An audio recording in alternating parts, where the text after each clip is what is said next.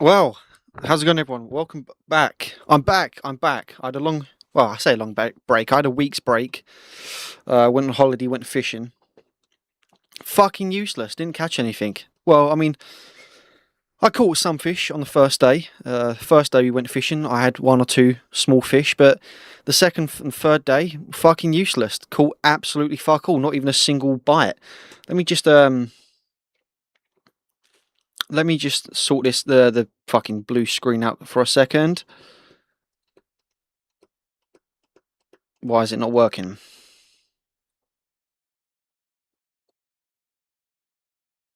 That'll do. There we go. Because I've not got everything set up at the moment. Because I've literally just come back and it's a fucking chaos. My room's a chaos. The last day, 2 days, I've been sorting out my room and tidying shit, which yeah, I got to do.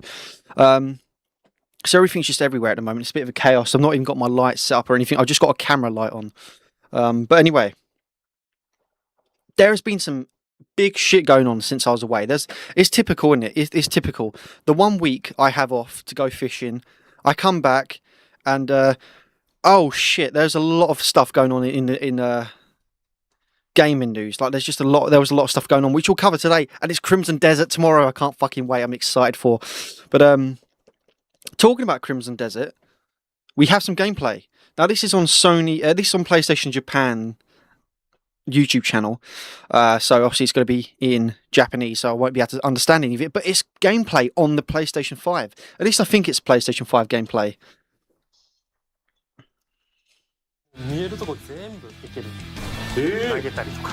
Let me turn this down a little bit.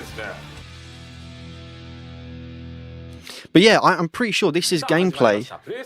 Do you know, I should probably turn the subtitles on as well. I would like the subtitles to be in English. 今回は紅の砂漠を紹介していきたいと思います。ゲストはこの方です。パールアビスプロジェクトマネージャーのキム。Okay, well the subtitle. Oh no, wait a minute. Here we go. よろしくお願いします。Nope. それでは早速始めていきましょう。Well, can't put the subtitles in English. But anyway, here I think this is Crimson Desert gameplay on PlayStation 5 anyway. Do you know, I've really got a bad setup because I can't see a fucking thing my chat says at the moment, which is annoying. Where is my chat? Alright, so I'm going to have to hold my phone up, because otherwise I won't be able to see. I've got a new chair as well, a new gaming chair. You won't be able to see it at the moment because it's kind of, I mean, you can just about see the edge of it, but it's kind of keyed in with the blue screen because it's a blue chair, but it's comfy as fuck. It's a proper gaming chair. None of this bullshit where, you know, I'm going to keep falling off it, but where's the actual gameplay?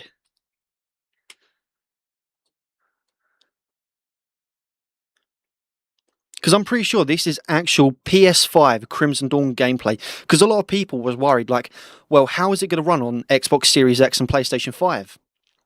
Because PC can handle it, you know, it looks good on PC, but what about consoles?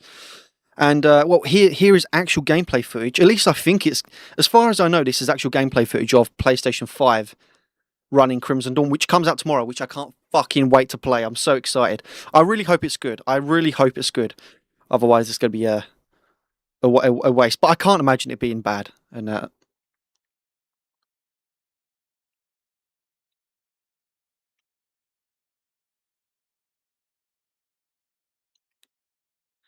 I mean, if this is actual PlayStation 5 footage, if this is actual Crimson Dawn running, obviously this is only on HD because I've not got it on 4K because otherwise my PC might blow up with all the tabs I've got open. But you know, if this is actual gameplay footage of Crimson Desert running, I keep calling it Crimson Dawn. If this is actual Crimson Desert running on PlayStation 5, then it looks smooth. It looks fine. It doesn't look too bad. Plus, this is only gameplay footage as well. I mean, this is not even the actual game yet. So until it comes out tomorrow, I don't know what it's actually gonna be like, but it looks like it runs smoothly. It looks okay. Is there any fighting in it? Let's have a look. Any fighting? I mean, it looks okay. It doesn't look buggy. Doesn't look glitchy. It looks like it's running at like 60 FPS, maybe slightly lower in some bits. But oh, here we go. I think this is a boss fight. No, it's not a fight. Where is a fight? Is there a fight here? Okay, here we go. Fighting. So this is the fighting. Obviously, we've seen this before, but this is on PlayStation 5. And it looks smooth. It looks smooth. It looks fluent. It looks fine. It doesn't look glitchy. Doesn't look buggy. It doesn't look like it's running at like 30 FPS or low. It looks like if it's going to be decent. It looks like if it's going to actually run on the PlayStation 5 and it's going to be capable for it. But that's one. This is one video. Let's just have a look at the other one. 空飛べるって Because I want to see some fighting. Oh, here we go. I mean, if this is all on PlayStation 5, it looks perfect. It looks good to me. It looks fine. It looks like it's running at 60 FPS. The gameplay looks good. It doesn't look glitchy. It doesn't look buggy. I don't think anyone's going to have to worry about anything. It looks totally fine. Yes, obviously the PC is going to handle it good, but a lot of people was wondering, oh, how's it going to run on Xbox Series X and PlayStation 5? Well, here's the PlayStation 5 console. Here's PlayStation running it, and it's totally fine. It is totally fine. From what I've seen, there's no bugs, there's no glitches in it. It looks like it could be running at 60 FPS, maybe slightly lower in some bits. But I can't wait for it to come out tomorrow. It's going to be fun to play. And from what I've heard as well, because the video I posted on my YouTube channel, which you can go watch, I'll post in the link in the description, is Crimson Desert going to be good? And it was just watching the gameplay trailers. And I said, I reckon the story could be maybe around 20-30 hours long, and then the other 70 hours of the game, like say the game was 100 hours in total, like the first 20 hours of the game is just going to be the story, and then the rest of it's going to be open world. Well, apparently, according from what people posted on my channel, I had a couple of comments on it, it's about 50 hours long, the story, which is not too bad. If the main campaign, the main story is about 50-60 hours long, that is really good. And that's way longer than what I was expecting. Because it's, from what I know and from what everyone else has been saying, this game is not a story-driven game. This game is more about actually playing the game, experiencing the whole world, experiencing all the gameplay mechanics, and fighting, leveling up your character, exploring, building base settlements and all of that kind of stuff. It was not really story focused. But if the story is 50-60 hours long, then I'll be more than happy with that. If the main story is 50-60 hours long, and then there's just a bunch of side missions and a bunch of side quests and loads of exploring to do, I'll be way more than happy with that. 50-60 hours of the main story, I'm fine with that. I mean, that was more than I was expecting. I was only expecting it to maybe be 30 hours long, and then the rest of the gameplay is made up by exploring the world. But 50-60 hours long, I'll love that. That is, I'll take that all day long. But is there any actual fight scenes coming up or anything? Oh, here we go. Here's a boss. I think this is a boss fight. It looks fine. It looks fine. It doesn't look like it's this is on PlayStation 5. It doesn't look like it's lagging. It doesn't look like it's glitching. It's fine. Oops, what's happened here? Oh, that's typical, isn't it? I just say it doesn't look like it's lagging or glitching, and my PC lags a bit there. But yeah, it looks fine. It looks smooth. It looks really good, and I think obviously it's good. I think it's going to run well. It's going to run really good on the PlayStation 5. At least that's my opinion. I can't wait for it. I've pre-ordered the game. We'll be playing the game as soon as it comes out. I'll be live streaming it. But yeah, that's more Crimson Desert gameplay captured on the PlayStation 5. So for the people who was wondering, is it going to run well on console? How is it going to do? Well, here's the performance. Here is gameplay on the PlayStation 5, and it's running smooth as ever. It looks really good. Obviously, we'll have to see what it's actually like when the game fully comes out, but if you want to go watch more of the actual gameplay footage on PlayStation 5 console, you can go to Sony's Japan YouTube channel. But anyway, what's next? Ah, yes. Now, this is huge news. So for those who don't know, quite a while ago, a couple of months ago or a year ago, whenever it was,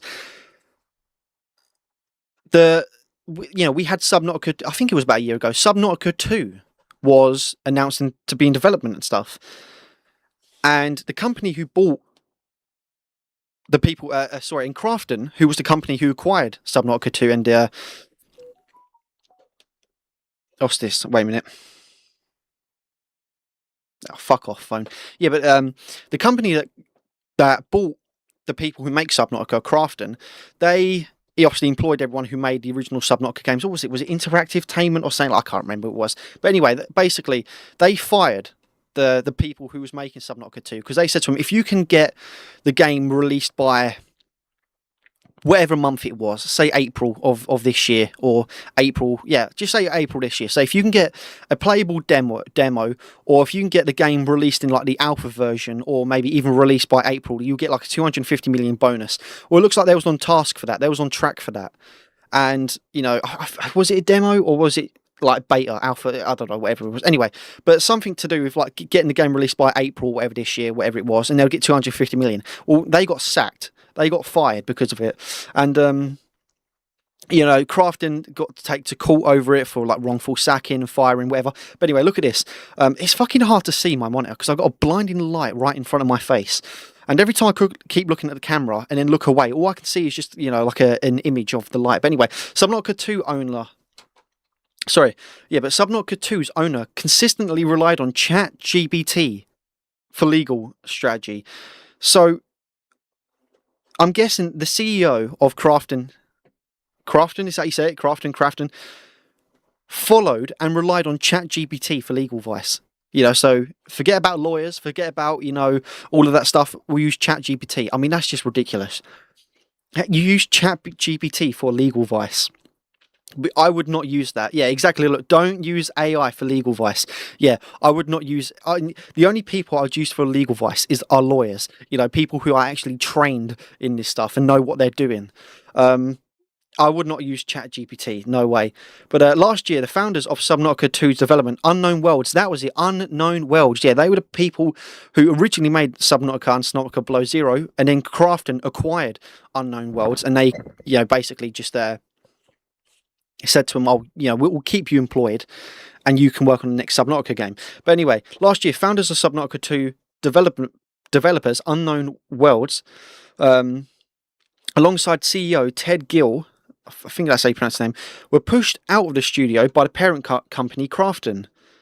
The trio sued Crafton, alleging they had been let go. Wait, sorry, I'm just fucked.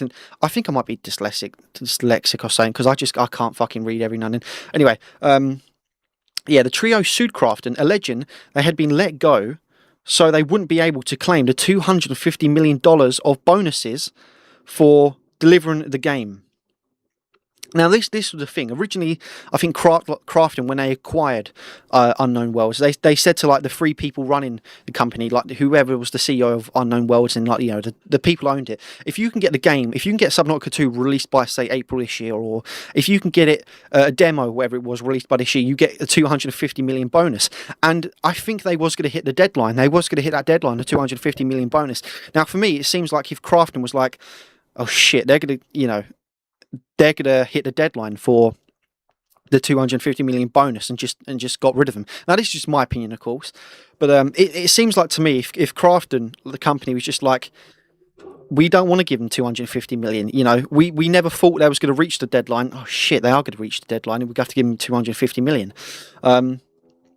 Anyway, but according to the judge's opinion.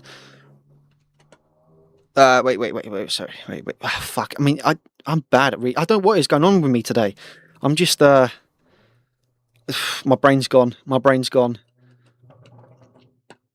According to the same judge's opinion that reinstated Gill today, Crafton CEO, King Chan Han, I've probably completely butchered that, but apologies if I've butchered that. But anyway, the CEO relied on ChatGPT for advice on how to take over Unknown Worlds. Why would you, if you're the CEO of a company, you know, that's probably a multi-million-dollar company, why would you rely on ChatGPT for legal advice? Why would you not go to a lawyer, you know, or a barrister, or some, you know, and go to like one of the best lawyers there is, or a just lawyer in general, and go, oh, I need legal advice, you know, right? Instead, they use ChatGPT. In the lead up to the original planned this was it. So it was the early access. So here we go. So in the original lead up to the original planned early access launch of Subnautica 2, the relationship between Crafton and, Crafton and Unknown Worlds fractured or whatever. I don't fucking know. Anyway, where is the bit where it said? Yeah, but here we go. Yeah. So that was the thing. They was gonna release. What is wrong with me today? My brain's gone. But yeah, that's why they was going to get a $250 million bonus, because they was going to, they had a target set for early access launch of Subnautica 2, and it looks like they was going to hit the early access, and then obviously, you know, they pulled the plug in it and then sacked them all. But I don't know what's going on with me today. Where's the other Subnautica stuff? I'm completely disorganized today. I'm completely disorganized, and I'm just not with it today. My brain's gone. But anyway, oh yeah, here we go. Judge orders Subnautica 2 studio CEO fired by Crafton to be reinstated and let him handle the early access release. So I'm guessing the CEO of Unreal Worlds was obviously wrongfully fired, and then he's been reinstated and now is in charge of the early access. Ted Gill is reinstated as CEO of Unknown Worlds with immediately full control of the studio. He now decides when Subnautica 2 launches in early access. The $250 million donor tied to the game success is back in plan, because I think, well, they had to, I think they've been given another date now for the $250 million bonus. I mean, it still doesn't mean they will get it. Obviously, if they hit the target date of, say, it's May this year for early access Subnautica, then obviously I suppose they will get it. Court's finding that Krafton's CEO used ChatGPT to brainstorm ways into avoiding the bonus. It's just ridiculous. I mean, you're a CEO of a company that's probably a multi-million-dollar company, and you're using ChatGPT to try to find ways of not paying the $250 million bonus. It's just ridiculous. What's this? Judge delivers bombshell order for Krafton to reinstate fired Subnautica 2 devs, and CEO putting the $200 million bonus packaging back on the table. So I don't know when obviously the $250 million package is back on the table. That bonus is back on the table, and the two game devs and the CEO who was making Subnautica 2 are back in it now. So I don't know when the deadline's been set to now for the $250 million bonus, but they never should have fired him anyway. You know, it just seemed wrong to me that because they was going to hit that because they was going to hit the deadline for the early access launch, and they was going to get the $250 million, Krafton, or the CEO of Krafton at least anyway, thought, nah, we'll just get rid of him. You know, it always seems wrong to me, but I'm glad that they're back in it now, and look, they still could get the $250 million. They might not get it. It depends when early access gets launched, and if obviously as long as it's in a playable state. What else have we got in here? What's this? Subnautica 2 is entering early access at the latest. It's just IGN, blah blah blah. But what's next? Let's go to Highguard, everyone's favourite game that's shut down.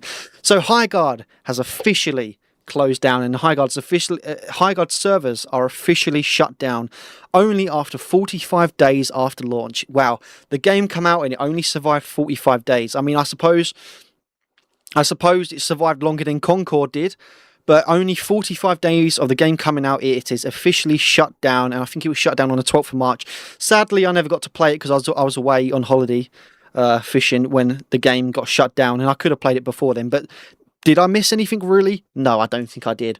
But yeah, so this was Highguard's year-long plan. They had when the game came out, they had a whole plan, like what we're going to do over the course of the year, adding stuff to the game. Like here's episode 1 launch, episode 2, you know, new warden, new base, new tools, new map. Episode 3, you know, another warden, another new base, more new weapons, more new loot stuff, and you know, in episode 4, 5, 6, and 7.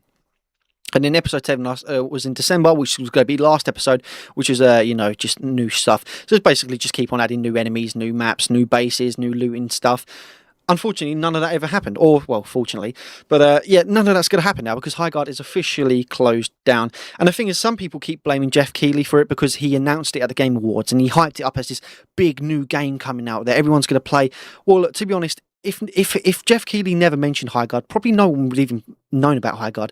Highguard probably would have come out on Steam and consoles, and it probably would have only had maybe, but I'd say between all platforms, between Xbox, PlayStation, and Steam, it might have had around 2,000 players peak all-time player count across all platforms, and then you know it slowly would have died out, and no one would have even known about it. But because Jeff Keighley announced it at the Game Awards, everyone knew about it. You know, it got 100,000 players on Steam. And now it's died off because no one's playing it, and then everyone's just taking a piss out of it. But I don't think it's fair to say it's Jeff Keighley's fault for for why the game was shut down. Because if he would never mentioned it, or if he would never publicised it at the Game Awards, probably no one would have known about it anyway. So, unfortunately, Highguard, you are done. We're going to save Marathon for the end. We are going to save Marathon for the end, but I love because I love making content of Marathon because it's a terrible game. But anyway, we have news around GTA 6. We have big news around GTA 6. GTA 6 is now to set a release on May the 26th, 2026. But my question is, does anyone care for GTA 6 anymore? Is the hype around GTA 6 gone down? Like, where is the hype for GTA 6? Because there are so many big games coming out this year, and there's so many big things happening in the gaming industry this year. Does anyone really care about GTA 6? I'm sure it's got a massive fan base and people can't wait to play it. But for me, I've not really been bothered about GTA 6. I mean, we had Resident Evil 9 come out. We've got, obviously, by the time of recording this, like when you see this, because obviously, this is live now, but, if you're watching this at a later date, we've had Resident Evil 9 come out that could win Game of the Year. We've got Crimson Desert that's coming out tomorrow, or will be out if you're watching this in the future. Starfield is coming to the PlayStation 5, which is fucking ridiculous. It's insane. And there's so many other games coming out, and there's so many other remakes and sequels and new games coming out. Does anyone really care about GTA 6? I mean, but anyway, Grand Theft Auto 6 is now coming on May the 26th, 2026. Grand Theft Auto is set to release. Yeah. We are sorry that this is later than you expected, but obviously they keep adding setbacks and blah, blah, blah. But yeah, anyway, GTA 6, May the 26th, 2026. Now, will it come out on May the 26th? Who knows? Will there be more setbacks? Is the game even real? Who knows? But yeah, May the 26th, 2026 is when GTA 6 is next expected to come out. Will it officially come out then? I don't know. There could always be setbacks or who knows what. But let's have a look. What is next? Okay, so there's been a lot of controversy about this, but Nvidia has released a new AI-powered graphics card or something. And from what I've seen, a lot of people have not been liking this. And a lot of people have hated on it, actually. It said it just looks like AI slop and just looks like shit. So let's go have a look at it. Hopefully my PC won't fucking crash.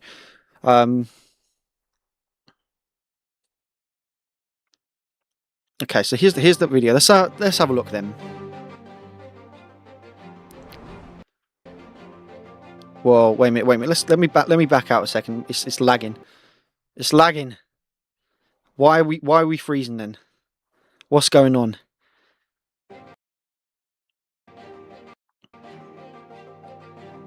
Well, hold on a second here. Jesus Christ. Let me have to. I shouldn't have to lower the thing, but it might be because I've got 100 million tabs open and everything else and streaming at the same time. All right, we'll come back to Nvidia. But yeah, a lot of people aren't too happy with it. Oh, this is just no. Okay, so yeah, so everyone knows that pardon me. Everyone knows, and if you don't know, Xbox's new CEO was a former AI executive, and everyone was like, "Oh, here we go. Xbox is just going to be full of AI. There's going to be AI helpers, AI tools everywhere, AI this. The whole platform's going to become AI." And a lot of people was like, "No, of course not. She's going to take over the company. She'll do well." What was her name? Was it Asha Sharman? I'm pretty sure I've pronounced that wrong. So don't come at me in the comments for that. I'm not good at pronouncing names or reading because whatever. But yeah. And a lot of people was worried that Xbox's new CEO, because she was a AI executive, that she's going to put a lot of AI in Microsoft. And funny enough, here we go. Xbox have just revealed gaming Copilot is coming to the current gen consoles later this year.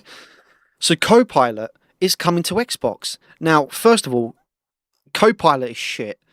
I know a lot of people who use Copilot, and I've seen a lot of people online talking about Copilot and how it's shit. And Microsoft just put it in everything. It's in MS Paint, it's in Word, it's now coming to Xbox. It's in everything. And I know a lot of people don't like it. Some people will say it's okay, but Copilot is coming to Xbox. And why is it coming to Xbox, you could ask? Here we go. Well, here's a video on it. Where is it? No, first of all, let's look at this. Yeah, so AI assisted. So Copilot AI Assistant is coming to Xbox consoles later this year. Microsoft calls it exciting and says they will continue to bring Copilot to more services that players are playing.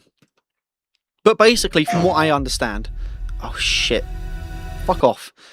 But basically, yeah. So from what I understand, they're bringing Copilot to Xbox to help you play games. So if you need a help, like, Copilot, how do I build a diamond sword what are the materials I need for a diamond sword in Minecraft? It'll tell you. Or, Copilot, how do I I don't know, level up how do I level up my character to get this item, and then it will help you with it. And then apparently as well, from what else I know, is that it'll watch you play your games, it'll watch your gameplay, and then it will give you feedback on how to improve afterwards. Like say you're playing Marvel Rivals or Overwatch or something, and it'll watch, you know, it'll watch your whole gaming session, and then afterwards it'll be like, oh, rather than using your upgrade power here, rather, you know, if you rather than using your rocket booster in this bit when you're fighting against the people, you should have used it here instead. Or rather than aiming, rather than using your healing item here, you should have used it here instead. And it'll give you feedback like that. But I think this is a video of AI Copilot actually, you know, in work. Anyway, let's go ahead and watch it. Make those turns smoother for you. Right now, I can see your tire pressures are quite high, especially on the rears. I start by bringing those down just a bit. Say around 27 psi in the rear and 26 in the front. Woof. That should give you a bit more grip and control in the corners. What should my alignment be? For your escort, I'd suggest dialing in a bit more negative tamper up front. So you can hear here that Copilot is helping. This looks like Marvel Rivals to me. It could be something else, but they're helping the person play. Like I suppose the prompt was maybe, like what's the best settings to use for Marvel Rivals? Like what's the best settings to use for the controller or something like that? And then Copilot has, I suppose, done its research. Where it got it from, I don't know. And then it's suggesting feedback to the player. Minus 2 degrees, just to help those tires bite into the corners. In the rear, keep it a bit milder, around negative 1.5 degrees. Then set your toe to 0, so your car tracks nice and straight. And we're all set. Let me know if there's anything else you need. Oh, this is a racing game. Yeah, so as you saw there, it was, you know, I guess the person asked for, what's the best settings for me to use when driving in this game? Or what's the best settings for this particular car? And then Copilot said, oh yeah, you should try move this slider down a bit, move this slider up a bit, change your setting from 100 to 70. And it would do stuff like that to maybe try help the player improve their game. I mean, look, whether it works or not, we just have to wait and see. Whether it's actually good for gaming and it will actually help people improve on their gameplay, we'll have to wait and see. But I know a lot of people aren't too happy about this, and they're like, it's just Microsoft trying to shove Copilot into every single one of their products. And oh, here comes AI. You know, they employed an AI executive to be Microsoft's new CEO, and now, you know, here we go. This is just the start of it, and it's going to be AI everything.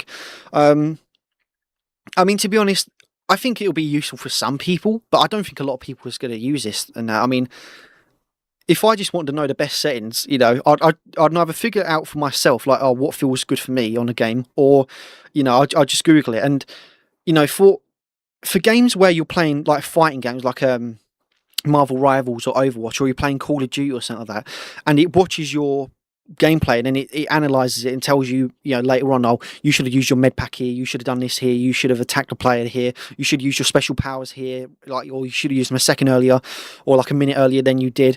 You know, it might help people improve their gameplay, but if you're not good at a game, you're not good at a game, innit? So whatever. But and the thing is, as well, like with Marvel Rivals and stuff, the way you become good at it is just through playing the game, just through playing hours and hours of the game and practicing it. I mean, look, maybe it'll help people, but I don't know. It's just a lot of people, I don't think are going to be happy with this. I don't know. But is it another L for Xbox? Is Xbox going to take another loss? I don't know. And talking about Xbox as well, I was thinking about getting an Xbox. I was like, I've got an Xbox One and I've got a PlayStation 5. I was like, is it time to upgrade and get an Xbox Series X? And I don't think it's worth it. I don't think it's worth it, because I was thinking there are a lot of games that are on Xbox that aren't on PlayStation, and there are some really good games on Xbox that aren't on PlayStation, like you know, the Gears of War games and Starfield and then Halo games. But I've got all the Gears of War games on my Xbox One and they run fine on the Xbox One. Especially the older ones. The new ones are still run good. I've got all the Halo games on my old Xbox. They run fine. Halo Infinite and some of the newer ones, they still run good. But obviously with an Xbox Series X, they'd run better. And I was like, you know, there's just one game I can't play on my Xbox Series X. My Xbox One, and it's not on PlayStation. It's Starfield. And I was like, is it worth getting an Xbox just for one or two games? Well, now Starfield is coming to the PlayStation. Halo's coming to the PlayStation. Gears of War's coming to the PlayStation. So what's the point of buying an Xbox? You know, if you're if you're a person who just plays on PC and you're looking to buy a gaming console, or if you want to upgrade your gaming console, you got PlayStation 4 and Xbox One, you're like, what should I get, PlayStation 5 or Xbox Series X? What is the point of getting an Xbox Series X? Let me know in the comments below. What is the point of getting an Xbox Series X when the PlayStation has way more exclusives than Xbox does? Loads of Xbox games are coming to PlayStation. Loads of old Xbox games are remaking and coming to PlayStation. And the way Xbox is going, at least to me, it looks like they're just going to be a game publisher and a person who just makes games and just publishes them to all different consoles. Because they're remaking the first Halo game, and that's going to be coming to PlayStation. They remade the first Gears of War game, and that's on PlayStation. Starfield, one of Bethesda and Xbox's biggest IPs, is on PlayStation. Indiana Jones is on PlayStation. Fallout's on PlayStation. Doom's on PlayStation. So what exclusive games are on Xbox? Are just Xbox? Maybe the Fable games, but yeah, are you going to buy is it worth paying £500 or $500 or however much it is just for one game to play on the Xbox Series X? No, I don't think it is worth it. And if all the games are coming to PlayStation, and Sony does have a lot of exclusive games like the Spider-Man games, the Wolverine games, and they're going to make more games exclusive, and obviously you've got God of War and Uncharted and so many more. Is there actual point of buying? Like, what is the point of buying an Xbox? I know Xbox are making a new console because we heard about Project Helix, which I'm going to give it a few weeks and then I'll see if there's any more news on it, and then I'll talk about Project Helix, which is their next line of consoles. But is there any point of Xbox making new consoles? Because if they're just going to keep on releasing all of their games and all of their IPs a year or 2, 3 years later onto PlayStation, what is the point of buying an Xbox when if you buy a PlayStation, you've got everything? You've got Xbox games, brand new Xbox games. You've got PlayStation games, PlayStation exclusives. So what is the point of buying an Xbox Series X? I really don't know. I mean, for me, is it worth it? No, it's not worth it, especially considering the price keeps going up and up and up of the consoles as well on the Xbox console. But you know, some of their biggest IP, some of their biggest franchises, Gears, Halo, one of their biggest IPs of recent years, Starfield, is all coming. It's all on PlayStation, or is coming to PlayStation, and they remade the first Gears of War game, Gears of War Reloaded, and they're probably going to remake the second and third game and release that on PlayStation as well. And if the Halo remake does well on PlayStation, well then they'll probably remake Halo 2 and 3 and release them to PlayStation, and release all the other games to PlayStation. And Starfield's coming to PlayStation, which I fucking love Starfield. I can't wait for that shit to come on play. I pre-ordered it already. As soon as I heard it, because I was going to buy an Xbox purely for Starfield, because it's like Cyberpunk enough. I love games like Cyberpunk, Mass Effect, Starfield, my favourite type of games. And as soon as I heard it was coming to PlayStation, I was like, I'm pre-ordering it straight away. I got the deluxe edition. I was like, fuck this. Because I played it. I played it for about 20 hours on PC. Because I bought like a month's worth of the Game Pass, and it was fucking amazing. It was insane. And but here is the announcement trailer for Starfield coming to PlayStation, and apparently it's going to be. It's enhanced with the PlayStation 5 Pro, but the standard PlayStation 5, it will run smooth for 60 FPS, 4K graphics and all that stuff. But Starfield's a good game. I know when it first came out, it got a lot of hate, and the game wasn't running smoothly, and the game was quite empty, and a lot of planets you was exploring were quite empty, and there was nothing to do, and it was a bit buggy and glitchy, and it was only 30 FPS. But now, with all the new updates, with the new DLC, with the DLC that Starfield has got, the brand new DLC that's coming out, obviously you had this 60 FPS update a couple of months ago or a year ago, whatever, and with it come to PlayStation, and with so much more content added to it, and so many more updates and weapons and skins, and a DLC, a new expansion and stuff, I think people are good. I think it's going to be like Cyberpunk. When Cyberpunk first came out on the PlayStation 4 and Xbox One, it was really buggy, it was really glitchy, it was bad. It got a lot of bad reviews.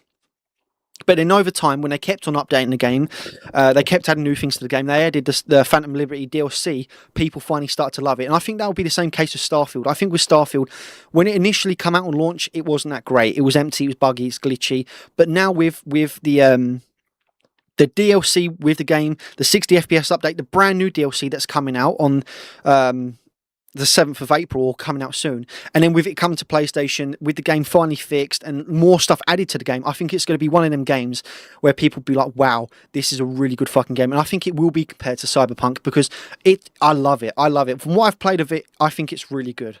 But here we go. Let's watch the trailer. Among the stars, humanity can seem insignificant.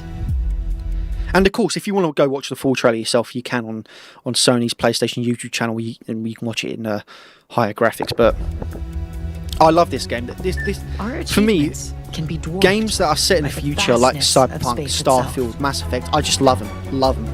But the galaxy is at our fingertips. We must enjoy the ride.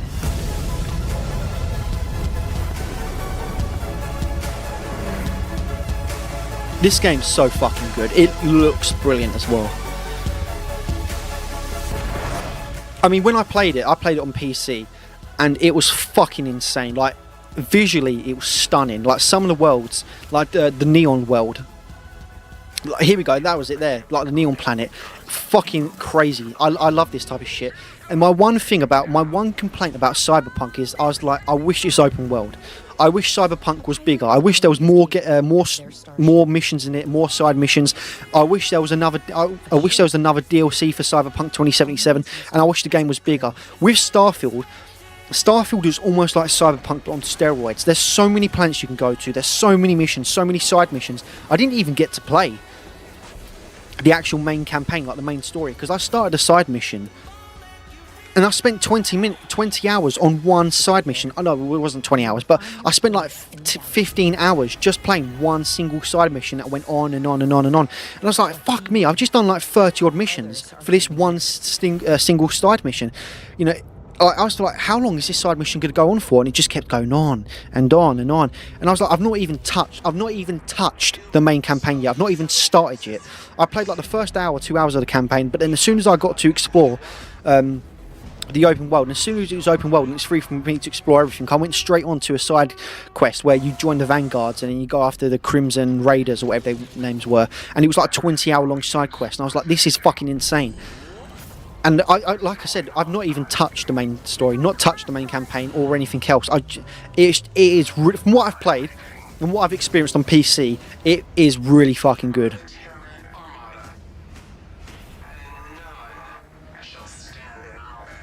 And I do think this is going to be like a Cyberpunk situation where the game, you know, when it first came out, it was poorly reviewed. And rightly so, it was glitchy, buggy, whatever. But now that the game has had years to improve, they've added 2 expansions to it, or 2 DLCs. You know, it's on PlayStation, you had the 60 FPS update and so much more. And they've just kept on adding to the game, kept on updating it. I think it'll be really good. And we have Creation Club with Starfield. So here we go. So, wait, let's go back a second, So, here are the new things. So we have Starfield Terrain Armada, Starfield 3 Lanes, and then we have like the bonus series. But there's already, so I guess these like 3 new DLCs or 2 new DLCs coming to Starfield, and we already have an expansion for Starfield as well. I can't remember what it's called because I never played it, but I fucking love this game. You know, like this game is, and it was only recent I played it as well. It was only a few months ago I played it, and it was really good. And you know, like I said, I just love sci-fi futuristic games like the Mass Effect trilogy or Mass Effect Legacy Edition. The first 3 Mass Effect games are some of my favourite games ever made. I mean, Mass Effect Legacy Edition, because it, you know, technically it's one download, right? It's one game, even though it contains all 3 of them. That's probably one of my top 5 favourite games. Same with Cyberpunk. I fucking love Cyberpunk. And Starfield's a really good game. And if you've not played it, I highly recommend you to play it, or watch me play it when it comes out on the 7th of April. Because when this comes out, I'll be playing nothing but Starfield for like a fucking year. Like I'll be playing this game non-stop. Like Crimson Desert, yeah, I'm going to be playing it for ages, and I'll probably be playing it up till the 7th of April because there's going to be loads of stuff to do. But with Starfield, I'm just going to be playing it non-stop. Like there's so much to do in it; it's insane. But I love Starfield. And here we go. Look, Starfield is getting a massive new overhaul update on the 7th of April, alongside a PlayStation 5 release and a new expansion, Terrain Armada. 3 Lanes is a massive new update with its main feature being that you can now travel between planets in space with no loading screens, which is that's going to be interesting to see how that goes, because now we can actually fly between planets, no loading screen or anything. So it'll give you even more of an immersive feeling of like you're in the game, you're part of the game, and it'll just make the game feel bigger and better as well with no loading screens. Going into hyperdrive no longer takes you into a loading screen. Instead, you can just get up and explore your ship, talk to crew members whilst you're traveling. There are no new POIS. I don't know what that means. Got no idea what that means. But anyway, there are no new things on the planet's surfaces. So exploration is no longer as repetitive as before on or randomly generated planets. So for me, that sounds like there are like, you know, there are more planets on here, or all the planets that are in the game have more stuff to them or something like that, or, you know, they're not as empty. Because one of the problems with Starfield is like, I remember Todd Howard saying you can explore loads of planets. So like 1,000 different planets you can go to, you can explore them. And then when the game come out, people went to all these planets and loads of them were empty. Like loads of the planets you went to were empty. There was nothing on them. There was maybe a couple of like resources and that was it. There was no animals, no boss fights, no nothing. And that was one of the problems with Starfield. So hopefully they've improved that, and hopefully that the majority of the planets you go on, there are stuff to do. There is a boss fight, or there is loads of resources, or there is something, not just an empty planet. There are new sets of encounters that erupt your space flight, making the act of travel more interesting now. Then here's the Terrain Armada expansion. Hopefully I'm saying that right. A new faction that you have to face are they're robots in the game now. Are mainly robots. Sorry about that, heartburn. There is a new companion as well, which is also a robot named Delta. The new weapons are more like modern guns rather than futuristic stuff. And that's another thing that people complain, not just about Starfield, but about Bethesda in general, is that their guns look ridiculous, or their guns look, you know, so futuristic, that, or like so stupid they don't look like they could even work. Because I remember a lot of people was complaining about this in Fallout 4 and Fallout 76, like some of the guns just don't even look like guns. They just look like, you know, weird fucking like pipes just mashed together. X-Tech is a new material that allows you to upgrade your weapons further with a ton of new weapon perks alongside it. There are new skins and new weapons as well in the game. A new playhome, I mentioned carved out the side of it. There's a house carved out the side of an asteroid. Seems to be the most expensive home in the game. So there is a house carved inside of an asteroid, and you can buy. And that's another thing as well. You can buy loads of different ships in this game. You can buy you can stay at loads of different houses, loads of different guns. It's ridiculous. It's crazy how much stuff there is to actually do. There are new ship models that can enhance. There are new ship models, new enhanced ships in the game, including a stealth drive that makes your ship invisible. That'd be cool. One of the new ship optimization modules that optimizes specific ship systems, as well as a ton of new ship upgrades, new modules for building home systems, and anything else. You can now get pets in your settlements as well, so you can now own pets. Like a little robot. Oh, that's going to be cool, a little robot. Could you imagine a little tiny robot companion pet? And New Game Plus as well. So New Game Plus allows you to keep your items and replay. Yeah, we know what a New Game Plus is. But that's cool, they've had New Game Plus, and you can now upgrade all Starburn powers through new levels using the new Quantum Essential items, which can be gained by talking to the Starborn enemies. New locations have been added as well. New vehicles, the Moon Jumper. Oh yeah, I forgot, they've added the Moon Jumper, so you can, you know, drive a car and fly with it as well. Enemies have new traits, and they are smarter now as well, and more challenging. Starfield is coming to the PlayStation 5, and the Terrain Armada update is all on the platform on the 7th of April, all platforms.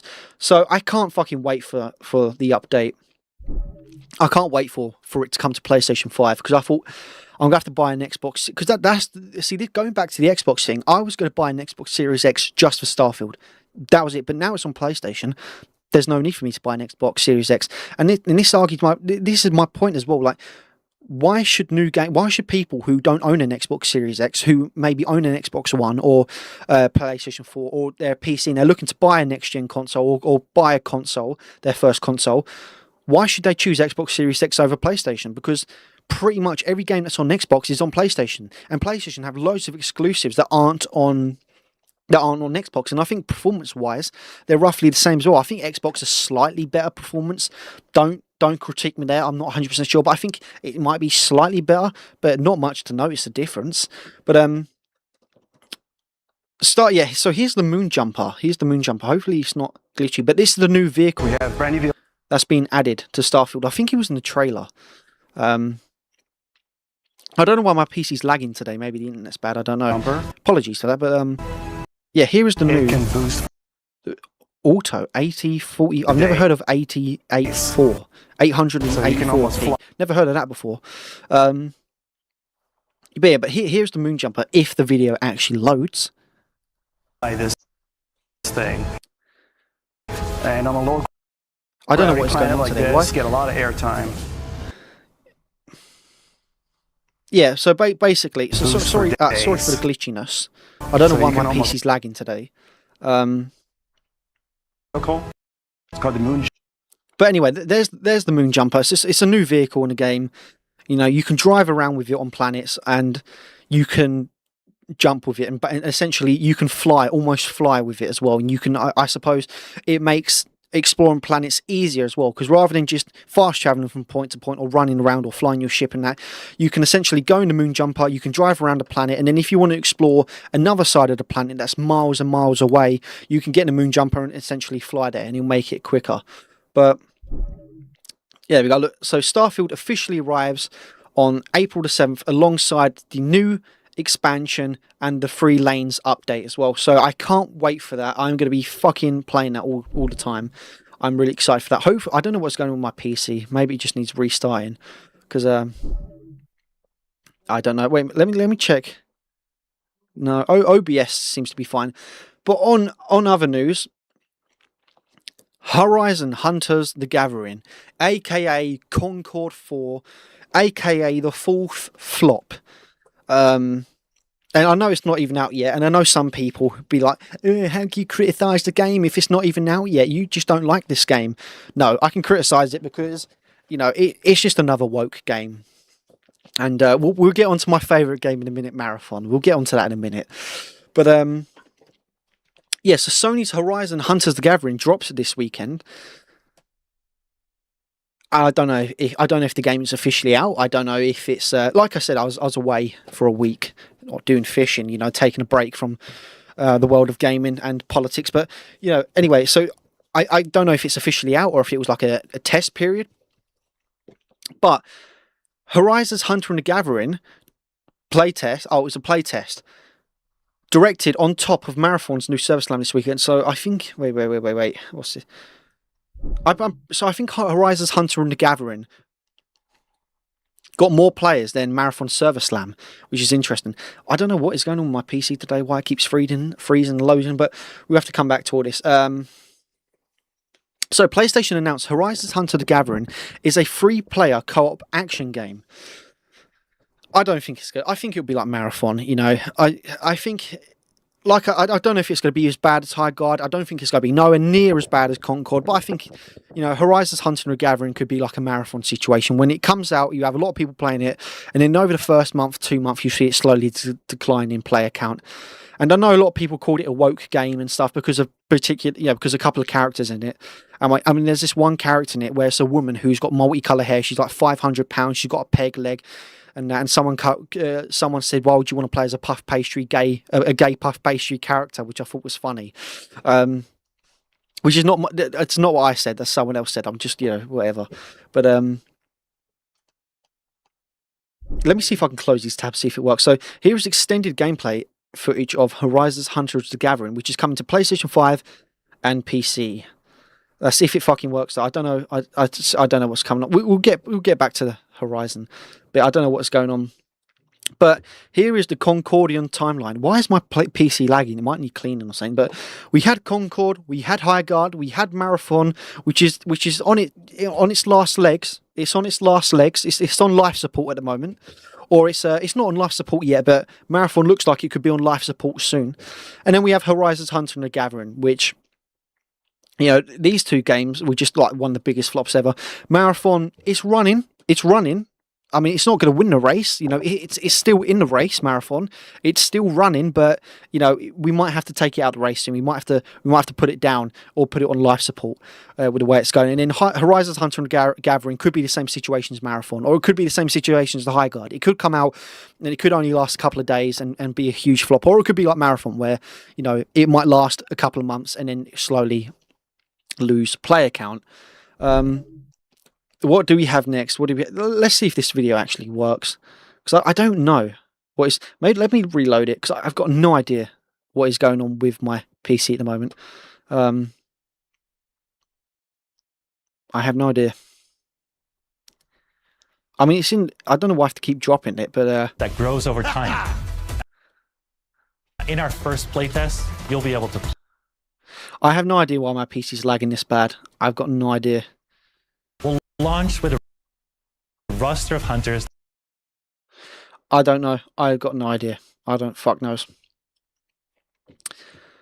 But well, that's a shame. I can't watch it. I mean, not really, because I don't give a shit about Horizons Hunter and Gathering, and it just looks like another a woke game, or another game that nobody asked for, really, like Marathon and High Guard. But let's go back to NVIDIA. So NVIDIA's DLSS5 just looks like an AI filter. So as you can see here, yeah, this is Grace from Resident Evil 9. Really good game. And this is her with the DLSS5 on, which just looks like AI slop. And someone said this is Minecraft with it on, which obviously it's not, but you know, that's the comparisons. Let's see if this actually fucking works now. Or if not, I have to pull it up on YouTube. I don't know what's going on. Maybe it's X, maybe it's Twitter that's not working. I don't know why this is doing this, but maybe I have to pull it up on YouTube. Give me a second. We'll pull it up on YouTube, because for some reason all the videos on Twitter and X is just not working for some reason.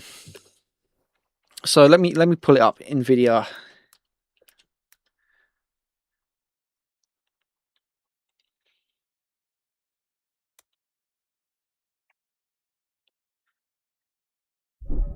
Okay, here we go. Nope, this is not it. Probably gonna get an advert first for a fucking 1 minute video. No, we're not. Good.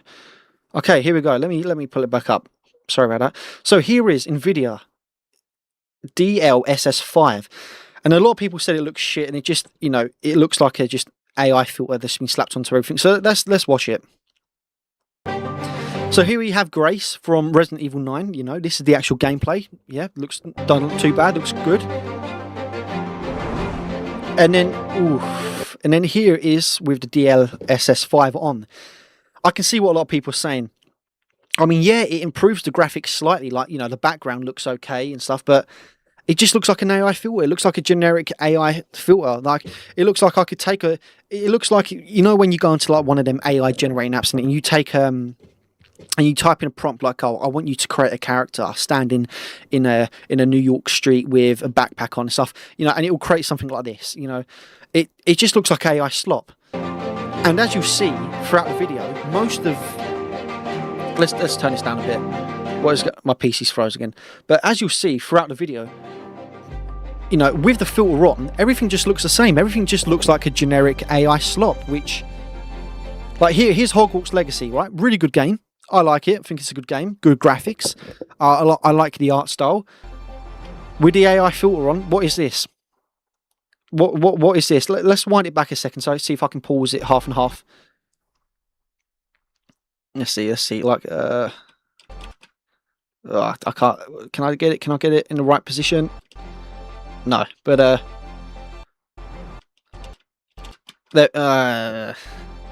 anyway, but you know, this is the AI enhanced, and it just looks shit. It looks awful. It just looks like AI generic slop. It looks terrible. Like, here we go, Hogwarts Legacy gameplay, and with the AI on. Yeah, it doesn't look too bad here, but still. And here's Starfield. Now, you know, Starfield has like kind of like a unique, like a Bethesda type of art style. Like, you know, Fallout 4 was a little bit like this. But, you know, it's not hyper realistic and hyper fucking whatever. But let's have a look with the filter. I mean, you know, it kind of looks like a robot there, but, you know, with the AI filter on, again, some of it's not too bad. Like the clothes look okay. Like, you know, the jacket looks more improved and the background scenery's okay. But the face just looks like another AI filter you can get. Here's more Starfield. And again, it, you know, like I said, the costumes look good, but the face just looks like a generic AI slop. Here's FIFA. No one plays this shit anymore. Well, I mean, loads of people still play it, but it's fucking terrible. What a shit game. I stopped playing it years ago. Or the newer ones anyway.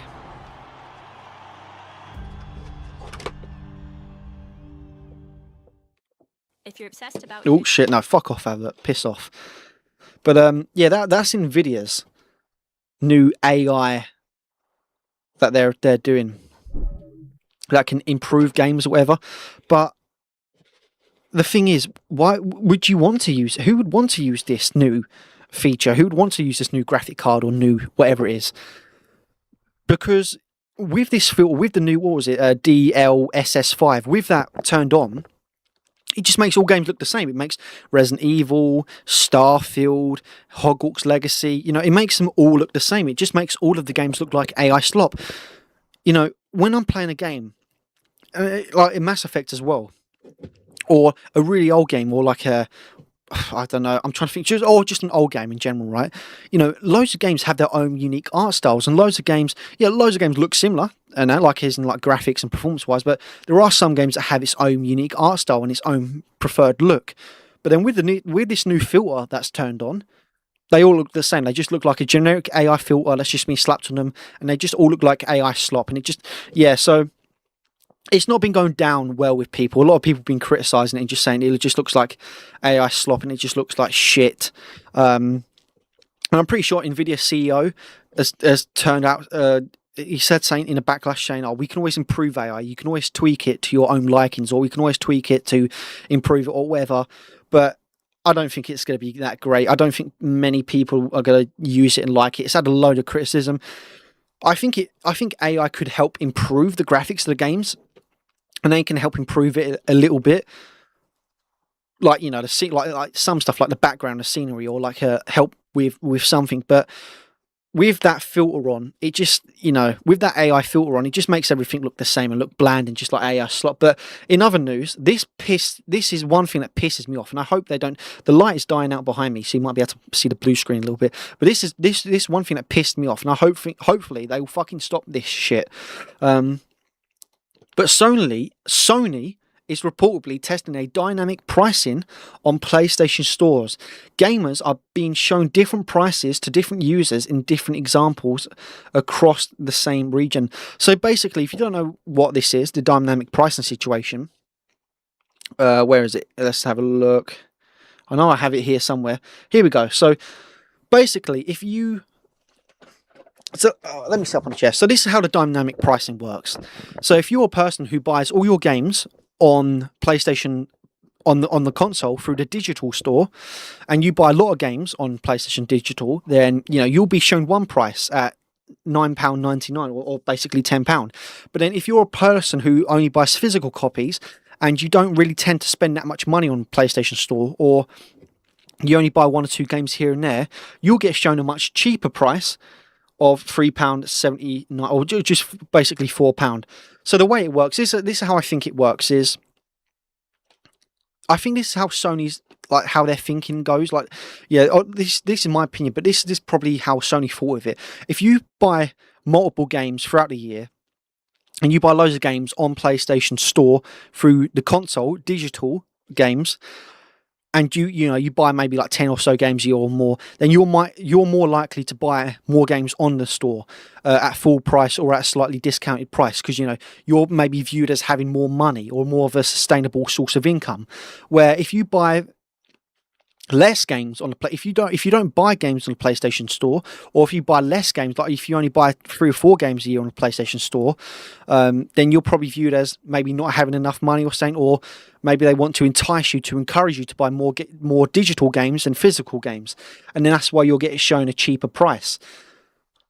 But for me, it's just it's bullshit. It should be the same price for everyone, no matter how many No matter how much money you earn, no matter how many games you buy a year on the PlayStation Store, it should be the same price for everyone. When a game comes out, when a game goes on sale, when a game comes out, brand new price, it should be the same for everyone, no matter what. It's bollocks.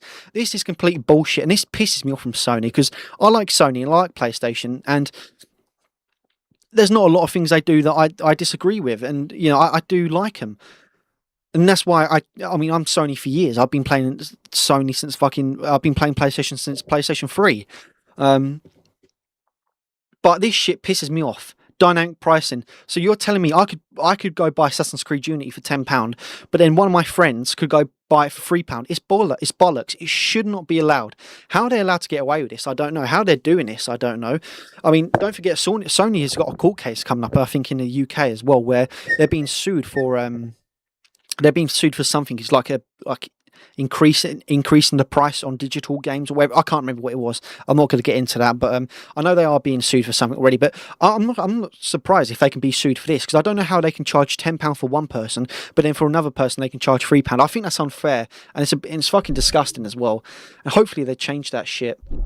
But yeah, it's been discovered that PlayStation have secretly been testing dynamic pricing, changing games different prices for the same, changing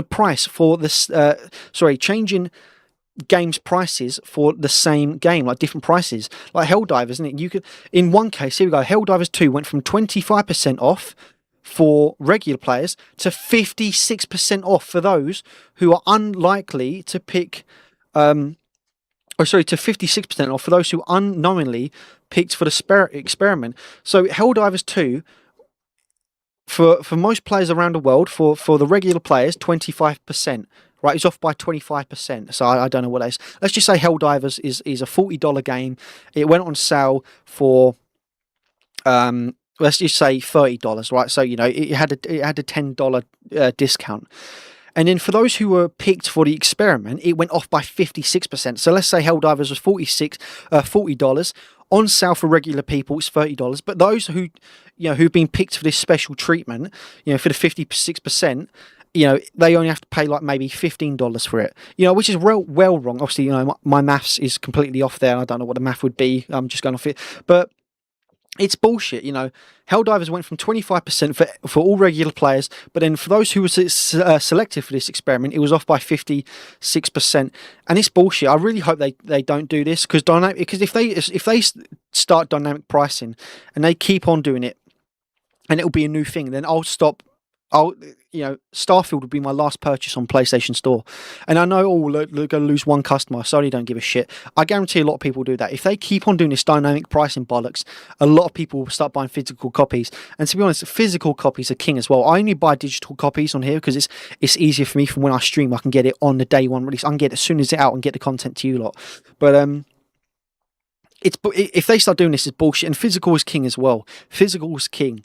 Because you can actually own a physical copy and play it, rather than you have the license. You're only buying the license and it can be revoked and all that bollocks. But hopefully they stop doing this shit, because it should be the same price for everyone. Helldivers, Gears of War, whatever game they put on sale or release, it should be the same price for everyone. If a game's £50 or $50, and they reduce it to $25 or £25, that should be the same for everyone. It shouldn't be selective like here. The regular people get the game discounted at 25%, but for those who've been chosen for dynamic pricing, they get it off for 56%. And I think how it works is, if you buy loads of games, or you buy multiple games, and this is just my opinion and my theory, but this is, I think, how it works. If you buy multiple games throughout the year on the PlayStation Store, whether it's brand new games, pre-orders, or games on sale, and you constantly buy a lot of games, then you're probably more likely to receive the 25% off. Where if you don't buy that many games a year on PlayStation Store, or you only buy 1 or 2 games a year, or if you only buy a couple of games here and there and on price sale, and you're deemed to be seen as maybe you don't have a higher income, or you don't have a good income, or whatever it is, or whatever, then you'll get the 56% off. And I think it's bollocks. If that's how it works, it's all bollocks anyway. It shouldn't be like that, and it's wrong. But yeah, Sony's PlayStation Store has been testing dynamic pricing on its games, on game prices varying display displays for the same product to different people. A/B testing on 140 games across 68 regions, with prices differing between 5.3% to 18%.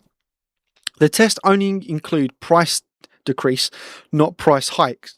So, I mean, I suppose that's one thing. Like, yeah, they decrease the price from, like, when a $40 game goes on sale it will go on sale for £30 for everyone else. But then special people who've been selected for it, rather than paying £30, even though £30 is a sale price.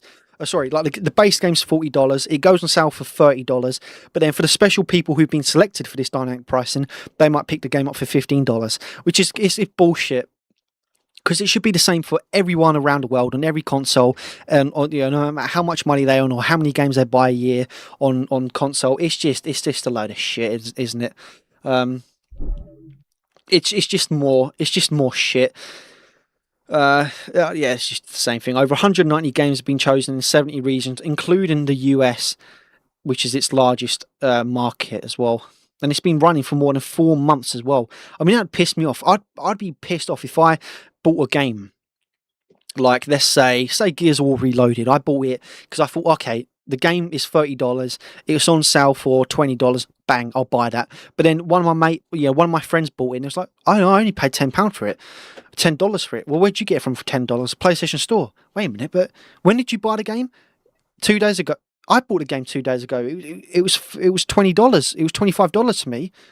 How did you get it for $10? Do you have a discount? No, it's just, that pissed me off. I'd be like, I'd feel like I've been mugged off. I'd be like, well, hold on a minute. He managed to buy a game for $10 when I had to pay $25 for the same game, even though it's both on sale.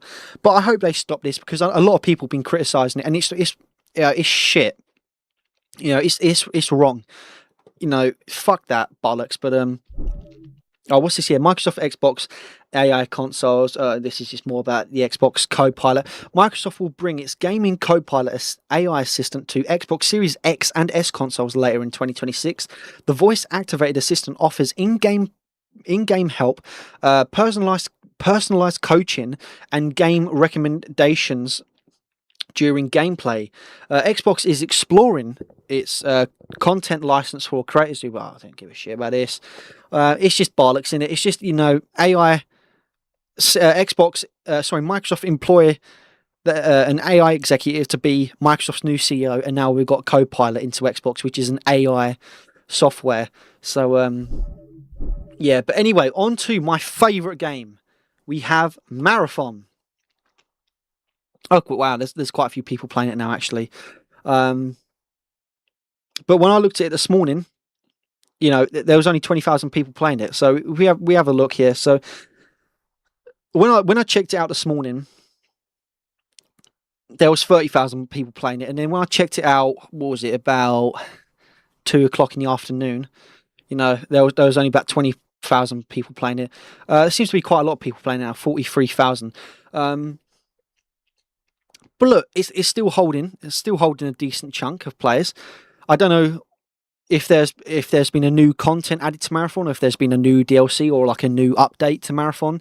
Because last time I checked it, the 24-hour player peak was only 45,000, and there was only 20,000 players playing it. So I don't know if there's a new event on Marathon or a new update or something like that, because it seems to be getting a peak of around 50,000 players, which is a decent chunk of players. But again, if you compare this and if you compare this to Ark Raiders, yeah, I got a lot of criticism for that, because I was pronouncing it ARC Raiders. I didn't know it's pronounced Ark Raiders. But yeah, if you compare it to Ark Raiders, this game holds nothing on it, nothing. And it seems to get 25,000 its lowest player count, and then about 50,000 its highest player count throughout the day. And it's only been out for a couple of weeks now. It is losing its player count. It's not managed to sustain the 88,000. And obviously, what was it, in 150,000 in the server slam. But it's still a decent amount of players playing it right now. I mean, it is like 9:30 overnight, so I don't know what the time is in America, and I suppose the majority of its audience is American audience. But 43,000 players playing it. I mean, if Horizon Hunter and the Gathering, which is another game made by Sony and published by Sony, well, I mean, Sony didn't make Marathon, but they own Bungie, so yeah. But if Horizon's Hunter and the Gathering comes out, and that's getting around 60, 70, 80,000 players, and it has an all-time player count of like 150 players, or if it just blows Marathon out of the water, then I don't see why Sony would keep Marathon going. I don't know. I still think, oh, look at this. Look at that. It had a player count of 2,000 there. But look, a lot of people say that, oh shit, what have I done here? A lot of people say that Marathon, you know, is a still successful game or a semi-successful game. It's got 43,000 planets playing it, but it depends what time you look at it, I suppose. Like if you look at it around, you know, between 7 o'clock in the morning to about 2 o'clock in the afternoon in UK time, you know, it only gets around 25,000 players. When obviously if you look at it 3 o'clock in the morning, or maybe that's afternoon. No, I don't think. Yeah, no, it's morning. If you look at it like 3 o'clock in the morning, it seems to be getting most of its players. So I think it is, like, I'd say like the core of its audience is probably like a US audience, because, you know, I don't think a lot of people would be playing it 3, 4 o'clock in the morning because they have to go work tomorrow, like, yeah, the next day and stuff. But look, it seems to be getting, the lowest player count it gets is around 20,000, and the highest it gets is about 50,000 on average. So it's not bad, right? It's still holding a decent, solid amount. And I was predicting it would maybe stay around 20, 30,000 players. I was predicting that after the first month or 2 months, it might hold around 20, 30,000 players, and then maybe slowly over time fall off. So I wasn't too far off with my prediction. And again, it's only been out for a couple of weeks. It's only been out for a week or a couple of weeks or a month. So it is slowly declining. It is, because last time I checked, it had 60,000 players, I think. So it is slowly declining, Marathon. It is slowly getting there. And look, I always said this, it wasn't going to be as bad as Concord or Highguard, but the player count is slowly going down. I mean, you can just see by the graph, it's going down, up, down, down. And if we have a look at like the max, yeah, like here we go. Look, it peaked at 80,000 players, and you can see my prediction was right. Like when it first come out, we have a high player count of maybe 100,000. You can go back to my very first video. I said when it comes out, we have a launch count of maybe 100,000 players, maybe 150,000 players. You know, I said around about 100,000, and over the first month, 2 months, it will slowly die down, and then we'll see its real core audience, which I said I reckon it will hold a proper audience around 20, 30,000 players, and then slowly throughout the year, we'll see it drop down. And when the game launched, it had an all-time player count of 88,000 players, and then over the last month, it's just been slowly going down. I think this is the last time. When was the last time I've done a video on it? I think this was the last time I've done a video on Marathon, around about here on the 66,000 player count, and it's been slowly dropping down. Then it had a peak again. It dropped down to 57,000 players. Then it had a peak at 62, but now it's slowly going down again, and it's roughly got a player count of 53,000. And obviously, this is just on Steam. This is not including consoles, but you can see since launch, it is slowly going down and it is slowly dropping, which I said it would. I've always predicted this. And look, I've got nothing against the game itself. I mean, the game's boring, right? From what I played of it, it's boring. It was empty. There was nothing really much to do. It felt repetitive, but it's just, you know, it's just another game that nobody, like, you know, kind of plays. I mean, yeah, it's got 43,000 players playing it right now, but it is kind of like a Highguard situation. It's kind of like a game that nobody asked for. It's a bit boring, it's bland. I don't see the point of it. Like, there's loads of extraction shooter games, there's loads of online shooter games, and loads of different type of games, or games that are similar to Marathon that offer much better quality. And, you know, I just give my honest opinion about it. It was boring. It felt empty. There was not really much to do in it from what I played. And I was planning to stream it for like a whole day, but I couldn't take more than an hour of it, because it just, you know, maybe they'll improve it. Look, maybe Marathon will be one of these games where it will come out, it was really bad, people criticising it, and then over time it will improve. But I don't think that'll be the case with Marathon. Oh shit, my keyboard is just gone on the floor. I still think with Marathon, over the next month or two, we'll slowly see it keep on declining, and then maybe it will have a core player count of around 20, 30,000 players. And then, you know, throughout the year, it will slowly go. But it will be interesting to see at the end of this year what Marathon's player count is. Like, maybe it will have 20,000 players, maybe have less, maybe have more, maybe the game will improve, I don't know. But that's Marathon for you. And someone created a website called Flopathon to track games flop in real time, with a chart trend predicting with charts trend predictions and other stuff. So who done this? Marathon. Wait, go back to the other one. Marathon. Yeah, trend. I mean, it is going down, right? You can't disagree. It is going down. It had 80,000 players when it came out on launch. And it is going down, and there's only 40. Well, on this screenshot, there's 49,000 players playing it, and as of right now, there is about 46,000 players playing it. So it is going down and down. Oh, here's another shit game. I'm sad I couldn't review this game.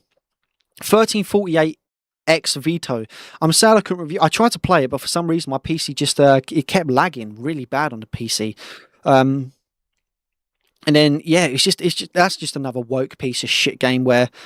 You know, I mean, Marathon, I don't know if Marathon's considered woke. I don't think you can consider Marathon woke. But 1348 X Veto is just another shit game where you play as a female knight in the medieval times who I think is gay or is in a relationship with a woman or like, fuck no. It's just another shit game. It's on PlayStation. I could buy it. It's £13 on PlayStation, but I'd rather spend my £13 on a Big Mac. To be honest, I'd rather go to fucking McDonald's or Burger King and buy a Big Mac meal or like a Whopper or something for £13 rather than play this shit. I'd rather take my money and wipe my ass with it, and flush it down the toilet than play this game because it looks terrible. But yeah, that'll do it for this stream. Crimson Desert comes out tomorrow. I am fucking excited for that. I can't wait for Crimson Desert. And if you've not seen my video on Crimson Desert, don't forget to go watch it on YouTube. I'll link it in the description below. I'm happy that it blew up, and yeah, it done pretty well. But stick around for tomorrow. We've got Crimson Desert tomorrow, and we'll be playing that for like fucking. Well, I'll be playing Crimson Desert for ages, and then on the 7th of April we've got Starfield, but that's it for now. I'm so sure there's going to be more gaming news coming up soon, but I'm looking for Crimson Desert. So yeah. Anyway, until the next one. This is kind of a little stream. It's a little test stream, kind of like just getting me back into the mood of streaming. I had to quickly set up all my stuff as well. And tomorrow we've got Crimson Desert, which I can't wait. It's an hour and 20 minutes been streaming for. Not too bad. And I'll see you on the next one. Crimson Desert tomorrow. Be there or be there. Don't be square. Don't